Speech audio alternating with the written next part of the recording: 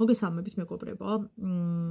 არ გამოვიყურები ისე როგორც მინდა, მაგრამ ლიოელის პროდუქცია მაქვს თმაზე გამოყენებული, რაც საგრძნობლად ამცირებს თმის ცვენას, ამიტომ არ ასე შეფუთული, მაგრამ გადავწყვიტე მაინც ჩავწერო ეს ვიდეო, რომელიც იქნება ჩემი ძალიან დიდი მხარდაჭერა მაია ასათიანის მიმართ ნებისმიერ სიტუაციაში, ნებისმიერ დროს შემიძლია რომ რაღაცნაირად ჩემი თანაგრძნობა გამოუხატო ამ ადამიანს, რომელმაც დაკარგა შვილი ამ ქვეყანაზე, ყველაზე დიდი საგანძური, რომლის მონელებაც რა თქმა უნდა არის შეუძლებელი და უბრალოდ ცოცხლობს და აგრძელებს ცხოვრებას თავის უდიდეს ტკივილთან ერთად. და ვიდეო შემხვდა, სადაც წერის და ადამიანებს მოუწოდებს, რომ რაც გინდა წყევლეთ და ასე შემდეგ. ადამიანმა, რომელმაც დაკარგა შვილი, როგორ უნდა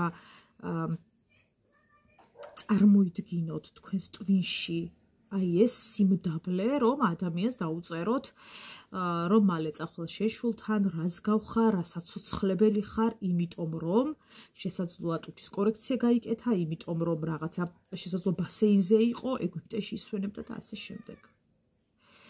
ანუ რა სიტყვოთ, რომ რა უნდა გააკეთოს, თავი უნდა მოიკლას თუ ანუ რა გინდათ?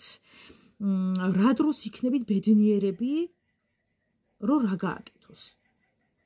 არ გააგრძელოს ცხოვრება?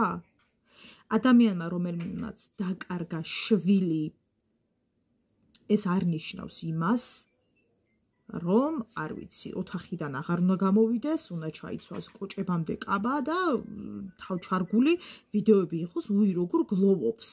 ჩვენ ხომ არ ვიცით მისი კარს მიღმა რა ხდება და თქვენ რა წარმოგიდგენიათ, რომ ბედნიერია?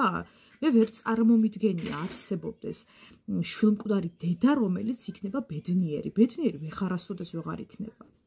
სამწუხაროდ ჩემს ირგვლივ არიან დედები, რომლებმაც დაკარგეს შვილები, ჩემი ძალიან უახლოესი ადამიანები და ისინი ვერასოდეს ვერ იქნებიან ბედნიერები.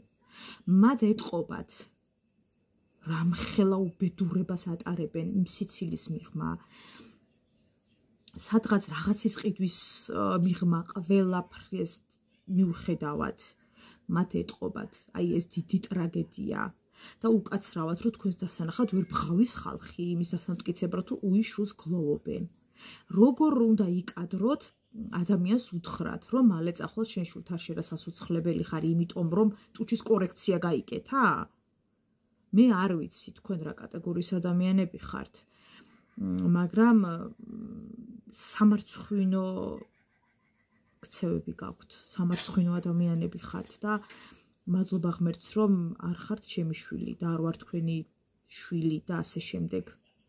ეს კატეგორიის ადამიანები, ვისაც შეგიძლიათ თქვენ სხვის ტკივილზე იღლიცინოთ. მე არ ვიცი, ვერც ერთი ეკლესია ვერ სიარული ვერ მოგანანიებინებთ მაგ ცოდვას. ვერანაირად.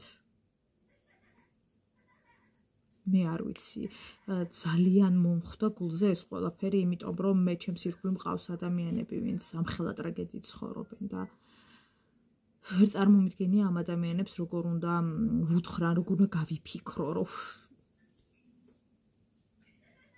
დაანებეთ რა თავი რა. დაანებეთ თავი, ხალხო. ადამიანი ცდილობს იცოცხლოს, არ უნდა რომ თავი მოიკლას, უნდა რომ იცოცხლოს. და თქვენ რატომ უშლით ხელს ამაში?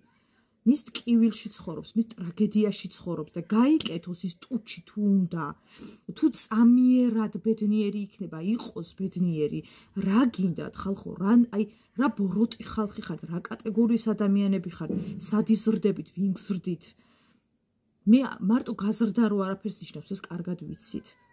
შესაძლოა იდეალური მშობლები ყავთ. ძალიან კარგად აღზრდილები ხართ, მაგრამ აქ არ შეგივიდათ არაფერი.